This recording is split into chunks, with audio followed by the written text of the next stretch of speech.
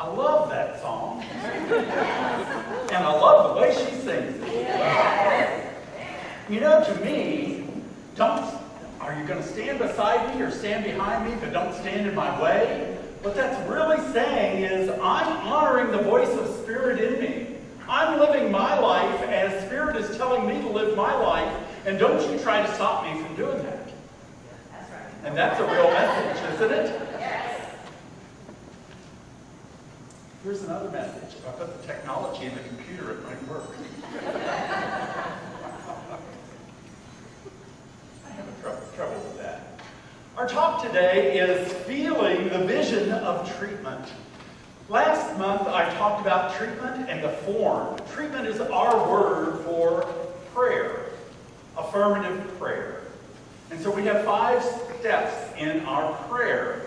And those 5 steps are really about getting us to recognize our oneness with Spirit, with God, with that power in the universe greater than we are.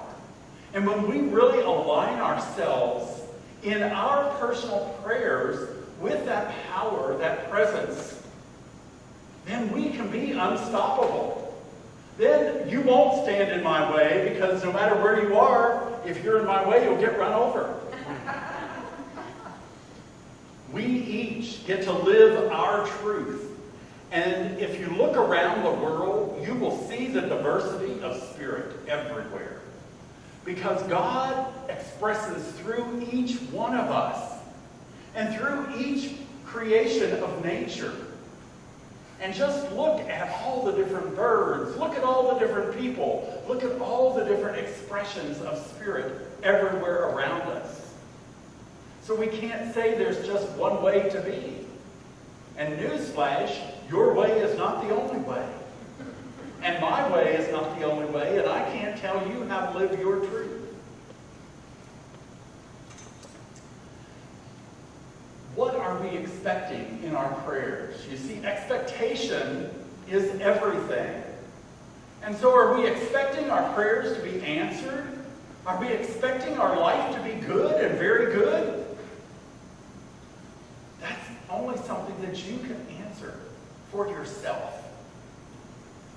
In the book Love and Law that Ernest Holmes, our founder, wrote, he says, a treatment, remember that's our word for prayer here, a treatment is the process of convincing yourself of the truth of what you say. It is nothing else. When you are self-convinced, then you have set forth into mind the power that does everything. So we have talked about God, Spirit, being 2 sides of one coin. There's the love side of God, that unconditional love that Spirit has for all of us and that we can have, because that's a divine quality that we have within ourselves. Being made in the likeness and image of God means that we have those God qualities within us. So that quality of unconditional love is there if we choose to bring that forth. The flip side of love is law. And that's the impersonal part of God. Where the Bible talks about the rain falls on the just and the unjust. Spirit has spiritual laws that govern our existence. And so those spiritual laws work the same for everybody. It doesn't care who you are, what you've done, what kind of past you have, what kind of future you'll have. It's going to be done according to your belief. It's going to be done according to what you are welcoming and allowing in your life.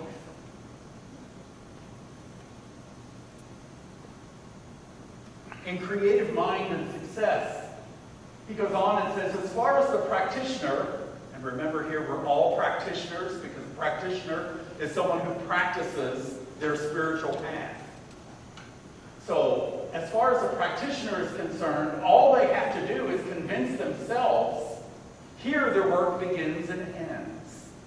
So once you understand within yourself that you are one with Spirit, that you are one with God, then whatever you're stating, so long as it hurts no one, you can have. Because you are that quality of God that is unlimited. Spirit living in you, as you, and through you is unlimited. So you don't have to be bound by your past. You don't have to live in guilt. You don't have to live in shame or fear. You get to pull yourself up, know that you are one with God, and because of that, you can have whatever you want in life. Don't stand in my way. We can do it. And that's exciting to me. Exciting to be able to see that when we convince ourselves, yes, this is the truth. This is something Spirit has given me, has said to me, then we can achieve that. How do you pray? Do you pray knowing that what you're praying for is going to come about?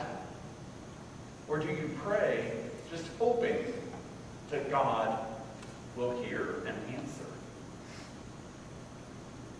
Two little boys were visiting Grandma.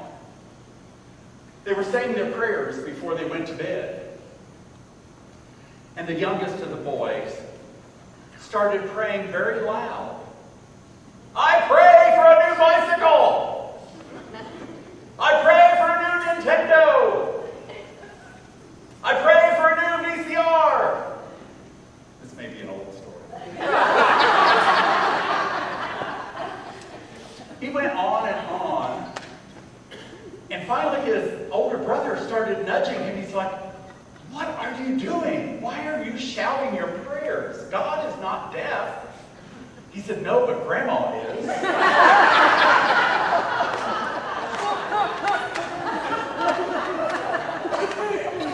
So you see, he's praying to that God outside of him. But I think the little boy's prayers were more to Grandma than they were to God.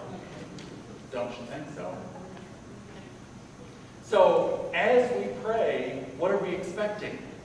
Now, I also want to be clear here, because as I was thinking about this story, we say we honor all paths to God. And for most of religion, world religions, people are praying to a God outside of them. Our philosophy recognizes God within each one of us.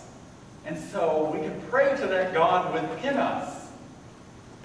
When you're praying, people will often look to the heavens.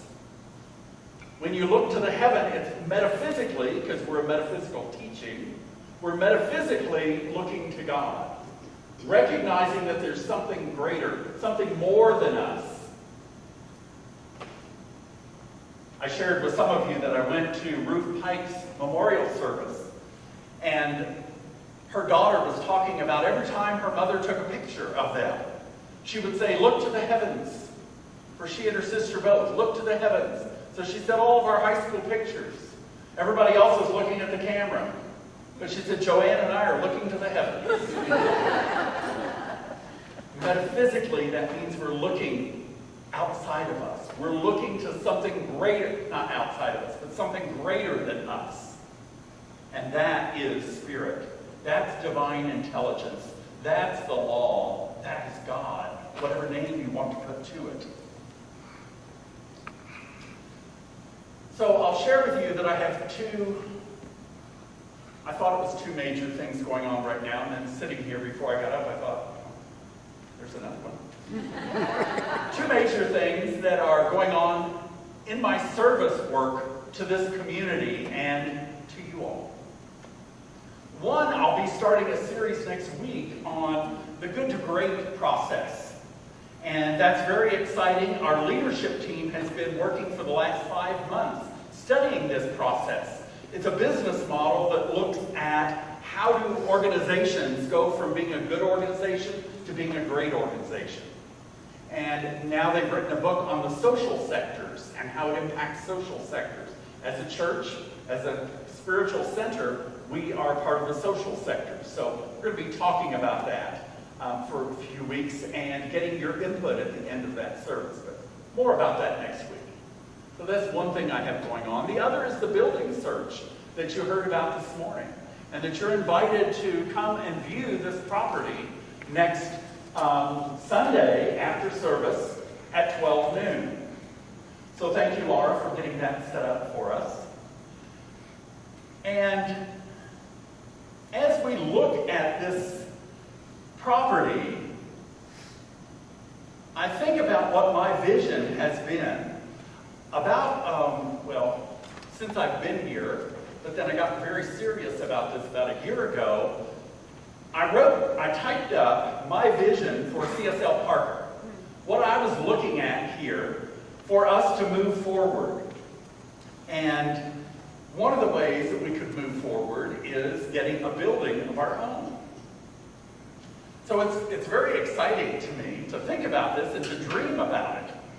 And I haven't shared this vision with a lot of people because we're taught in spiritual teachings that if you have something you really want to do or you're about, you don't go out and tell everybody, the naysayers that Angie was talking about, because they'll say, you can never do that. Why would you think you could do that? Who do you think you are?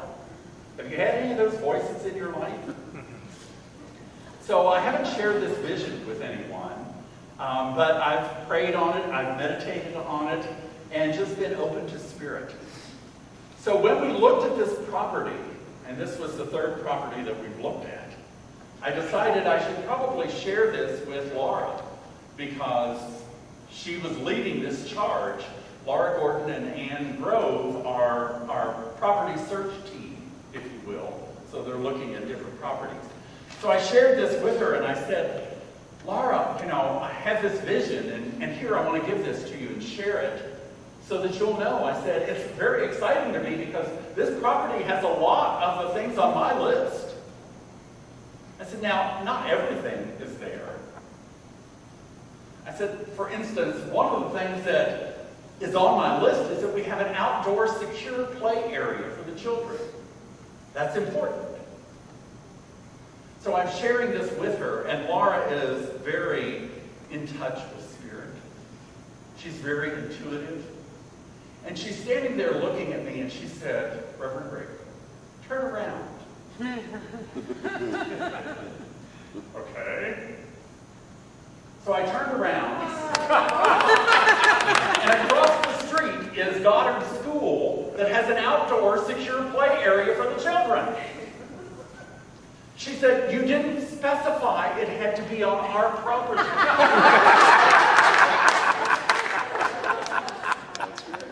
So we get to be specific about what it is we want.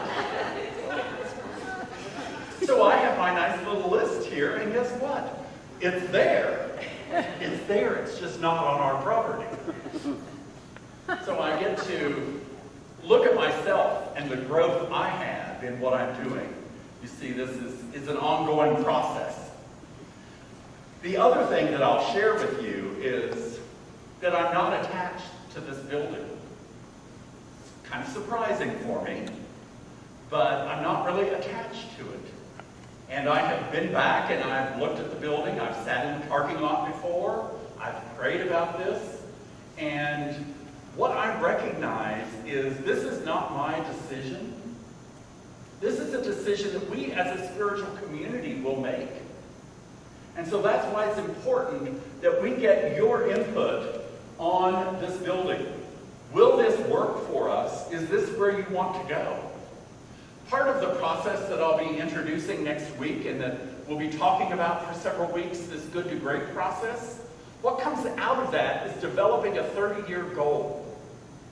And when we have our 30-year goal, strategic planning here, we're looking out into the future. I'm not going to be here in 30 years, not as your minister anyway. I might be crawling in on the back row or something, but I know in 30 years I won't be here as your minister. So that 30-year goal can't be my vision. It can't be just what I want. It's got to be what we as a spiritual community want. And I honor the history of this center that we have been here for 17 years. And we have gone through a lot of different changes. And that's because as a community, you were very strong. You held yourselves together. And I honor that and I appreciate that. So I want to make sure that I'm not standing in the way of where this community wants to be in 30 years. That I'm not standing in the way, that I've taken us on a path that suits me, but doesn't suit anyone else. So I say that to say, I really want you to be a part of looking at this property, getting the feel for it, and praying about, is this really where we need to be? What we should be doing? It may be the exact perfect place for us. It may not be. And then we can look at other options. You know, it's always an option to stay right where we are. We're not being kicked out of here. We still have our classroom. It might be that we just need to get a different classroom that's handicapped accessible and a little bigger. So there's lots of options. That's part of being Spirit, is there are unlimited possibilities. But if this is one that speaks to this community, then I don't want to be in the way of saying no. We shouldn't do that. So, you're invited next week. The Broncos game is not till 2:45. I checked it.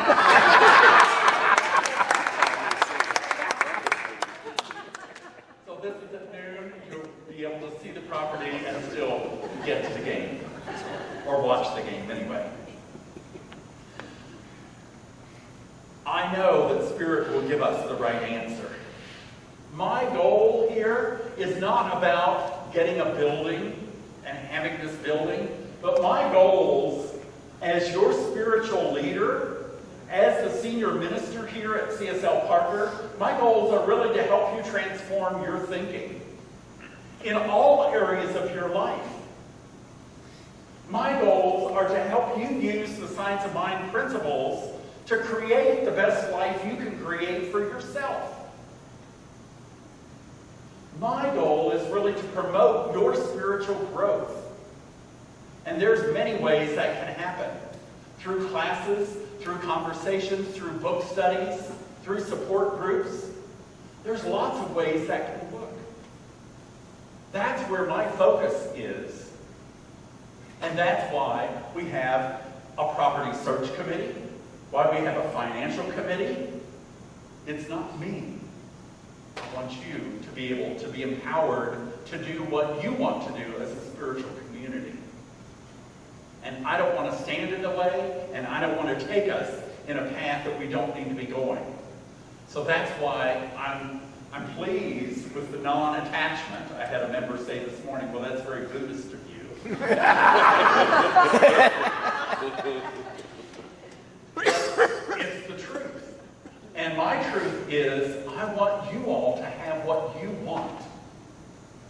It's a shared leadership. And I said that to the board before I was hired a year and a half ago, is that I believe in shared leadership. And that's what you as a community want and what I want, and we work together for that. So it's not just me. I know a lot of my colleagues will say, if you're the senior minister, you tell them what they're going to do. Well, that's not my style. And I think that's why I'm here, because that's not my style. So we do it together. And together we're stronger. Together we're able to hear that voice of Spirit. And that's what I really want. I can hold a container that we will be able to hear Spirit's voice. That we will be able to know with certainty what it is that we're supposed to do in this situation. I read a story about Andrew Kirby this week. Andrew Kirby is a boy, and he's a junior in high school this year. He was born addicted to crack cocaine because of his mother. He had a lot of physical issues. He's had neck and back surgeries through the years, and his adoptive mother said, he's different. People will consider him different than most kids. He sat by himself at school every day at lunch. He ate lunch by himself. And his mother would text him every day and say, are you sitting with anyone? And she always got the text back, no. For years this went on, and she was praying that he would develop some friends, that he could meet some kids and be friends. This year, his junior year, the first day of school, he got the text from his mother. Are you sitting with anyone? There was no reply. When she picked him up from school that afternoon, he said, "Mom, I sat with people today." You see, he was sitting by himself. And 4 members of the student council walked by at lunch and said, "Why don't you come sit with us?" And he has developed a friendship with these boys. He's been able to feel their love and their acceptance. And his mother said, "This is amazing." My whole point here is looking at her prayer. Do you think she believed that he would have the friends? Because for years, he was not having this come about. So I don't know that her prayer was as much positive expectancy that it be answered as it might have been doubt. I'm going to pray for this, but I don't know if that's really going to happen. We can call that well-wishing. Ever wish somebody well? Well, good luck with that. I hope that works out for you. Can you see how that's not really words of power? But when we pray and we have a knowing, when we know the truth, that Spirit is ready to give us whatever it is that we're asking for, that's a place of power. So I got a lot out of Andrew's story there.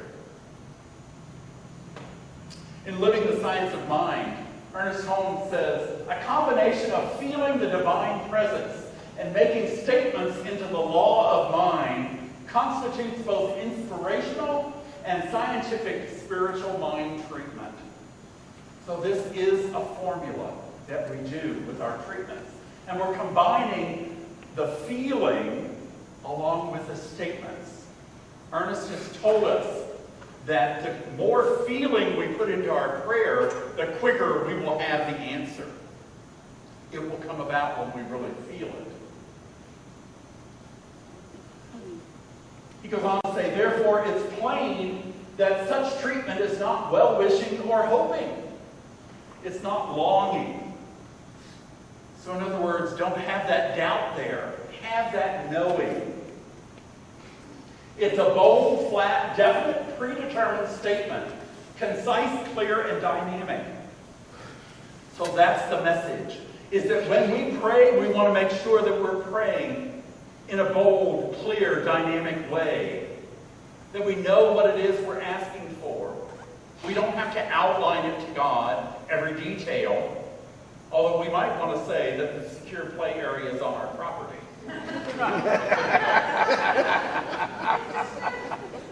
But this is how we can pray, is to know the truth of this. To know that Spirit wants to give us anything and everything that is the desire of our heart. My homework for you this week is to spend time praying that Spirit will let you know, is this the right property or not? Am I open to being a part of this community and being dedicated here? And how am I going to grow spiritually? What am I going to do to enhance my life? So that's your homework this week. I know it'll be a wonderful week. Let us pray. Infinite intelligence is everywhere present, called by so many names. That one power, that one presence. Power in the universe greater than we are. And we are each a center of this divine wisdom. I know that the life of Spirit moves within each one of us. And each one of us expresses fully love, joy, peace, wisdom, beauty, life, and power. I speak my word for divine guidance of each person here as we consider what Spirit wants us to do and have as our highest and best. I know this guidance serves the spiritual growth of each person here. And I am grateful. Grateful that Spirit is interactive, is willing to speak to us as we're willing to listen. And I know that happens throughout this week for each one of us. I say thank you. I release my word into the power of the universal law. And together we say, and so it is.